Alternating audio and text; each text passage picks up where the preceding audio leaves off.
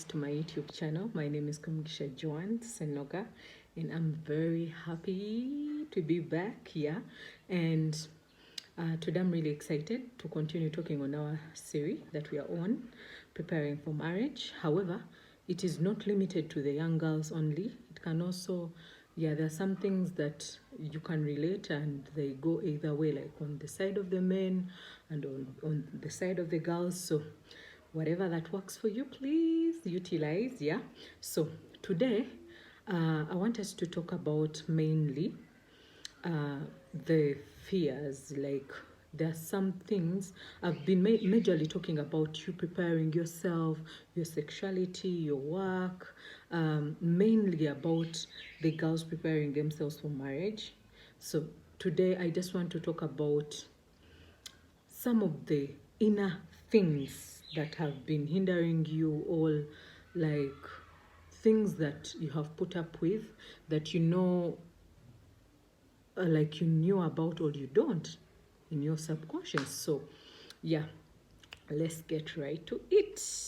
Yay! So today the first thing that I want to talk about as a young girl preparing for marriage or a guy preparing for marriage, we find that number one, we have to discover what fears do we have. So as you decide to prepare yourself for marriage as a man or a lady, what are your fears about marriage? That is a question that you're supposed to ask yourself and address before you get there, because we all come from different backgrounds, and we find like we come from different settings, we come from different communities and different views about marriage. So you find like someone is coming from like a background of divorce, and in their inner like spirit, they have a fear for divorce, or like they have fear to be beaten, like for violence, domestic violence, or they have like fear for being going hungry. I think I love eating and that was one of the fears that I think I constantly like wanted approval from my husband now. Because I remember I constantly used to ask him like, are you the type that stocks food, or are you the type that, because in my father's house I had never slept hungry.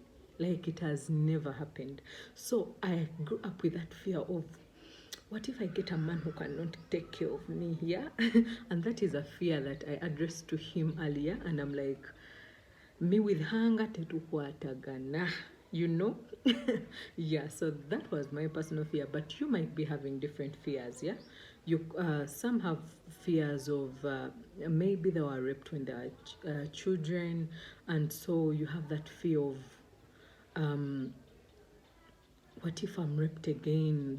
Would my husband do that?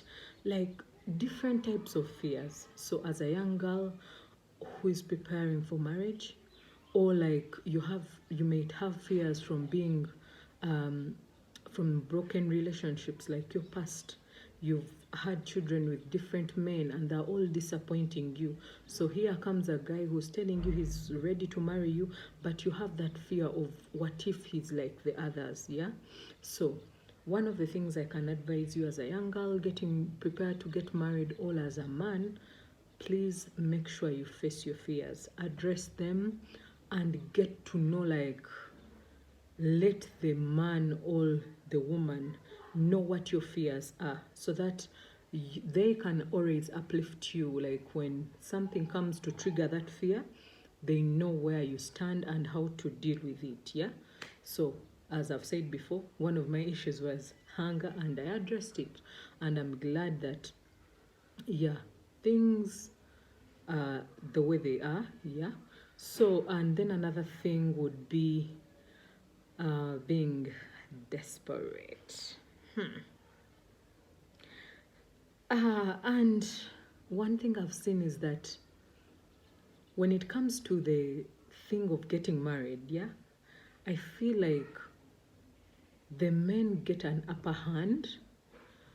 Fine, there are some men who really like struggle, I would say, but mainly the men have an upper hand. Why would I say that? The Bible says the man is the one who leaves his house to, come together with a woman to make a family, yeah? And in the normal norms, you find like it's the man who searches for a wife, yeah?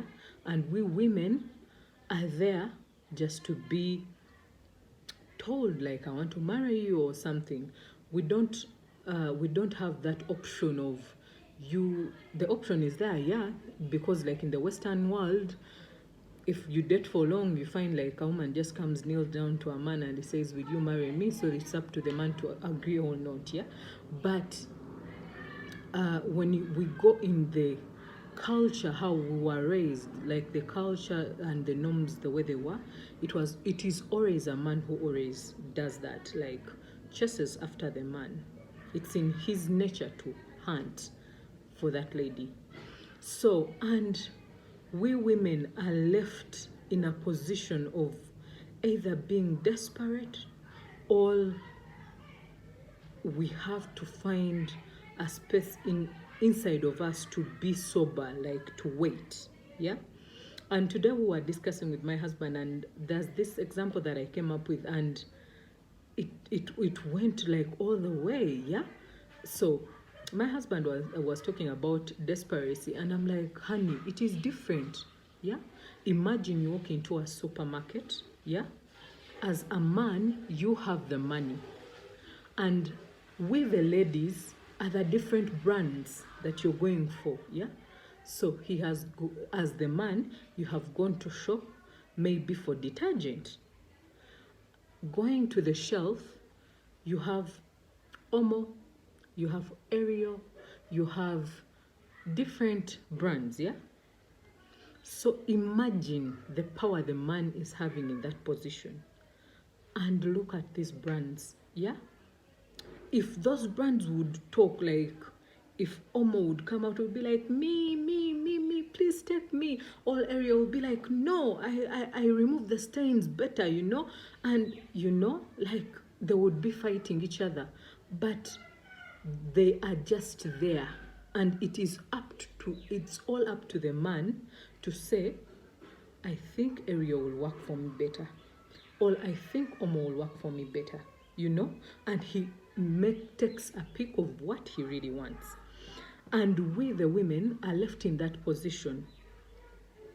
So and that is the place where things become hard, because you can either become excited and just fall into the man's bag, and he will use you and find you're not what he was looking for, and then he will dump you and go back to the shelf to get what he wanted, yeah. So and that is the level of desperation, like I'm seeing mainly, like today there was also a radio show that was talking about church girls, and they were asking, are there still girls in church that you can get married to? Are there still men in church that you can get married to? And if you read my last comments, there's someone who commented and said there's a guy in church actually who was taking advantage of women. And it so happens it just came up as a topic, and they were asking him what kind of woman he would marry. And the guy commented he would not marry a lady who is not a virgin. But mind you, he has slept with most of the ladies in church, yeah. But at the end of the day, he's looking for the one who is a what? A virgin. So, dear girls, do not be that brand that is going to jump into the man's pocket by force, and before you know it, they're dumping you and taking the other brand, yeah. So as we go through this time of like preparing to get married, find your strength within you, yeah. Be that brand that is confident and sure that you have done your best, yeah. Because there are brands that have really marketed themselves, they have established themselves, like you can do nothing to do away with them, yeah. like bannange ne we banaleeta zitya manya biki, which kind of brands of butter biki, but still you be there and you're like blue band, you know. Eh? You understand? Like there's that thing, like be that woman that has worked, added value to herself. That when you stand in the shelf, you are confident of who you are. You are confident of what you're bringing on table. You are confident of whose you are, what you are, and like it's up to him to choose you or not. You understand? So, young girls, please let's deal with the desperation. I know it is hard to wait. I have been there, and most of the times, like people think like, as I've always told you, once you pray for marriage, you are going to get it. I don't know how to even give you the approval, because his promises are yes and amen. As long as you want marriage, honey, even if you're 50, you will be married. The time may differ, but you will be married as long as you want it. Yeah? But how are you going to get married is the question that I always ask you. So, ladies, deal with your fear, deal with the rate at which you're desperate. Always remember what brand you are.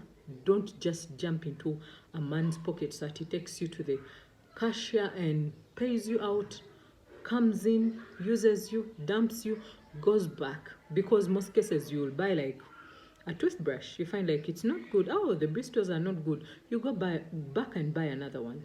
So that's how men operate, yeah? This was not good enough. I'll go back and buy another brand, you know? So be that brand that stands out, that once your man, like he will look at all the brands, like he will look at everything and he will still choose you.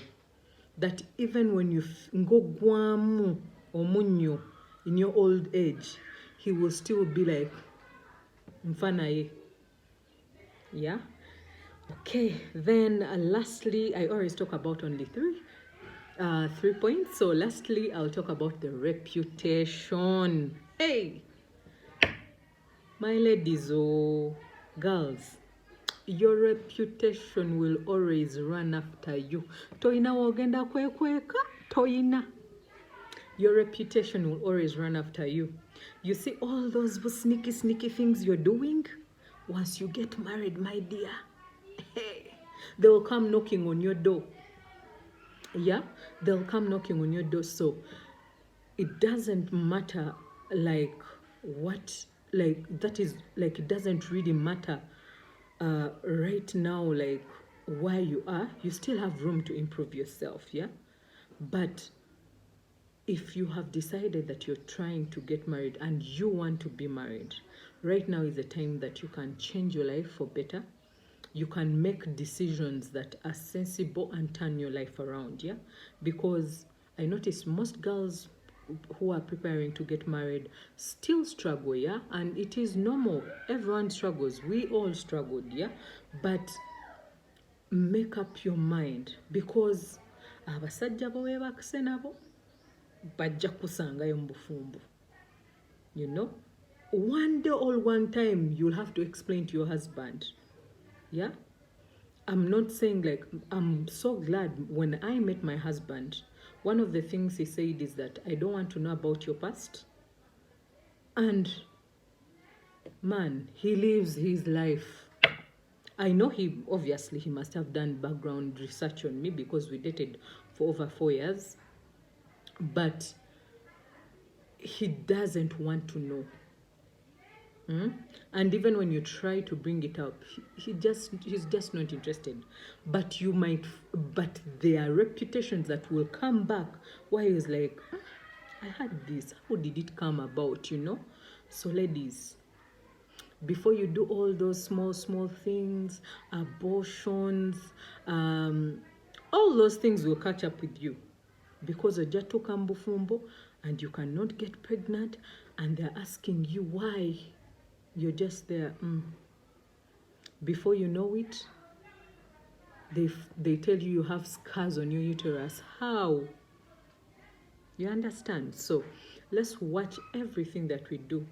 Our reputation, the way you live, the way you carry yourself. And some of us, our reputation will pay back also during the Mikolo. There are people who do Mikolo and no one is reaching out. You find someone as if they have never had friends, as if they have never had family friends. Like no one is really reaching out to help you. Your reputation, yeah? Try to make friends and keep them. Pick up your phone and call your uncles, your relatives, not because you need something from them. Yeah, that is something I'm trying to learn from my husband, and he does it so well. Oh my God, like I envy him like so much on that, because he knows how to keep friends. And me, I'm still struggling. I'm the type, yeah, I keep up with some people, yet I know there are people that are so important to me. Like I would love them, like I would want to talk to them every day, but for some reason, like I just find like I call them once in a while, or when there's something I need from them, or I need to tell them, you know, which is not good. Yeah, so our reputation. Okay, so thank you for watching today. I hope you're blessed. Yes, I hope you're blessed. I hope you've enjoyed. I love you so much. Take care. And until next time, I remain Komigisha Joan Senoga. Bye.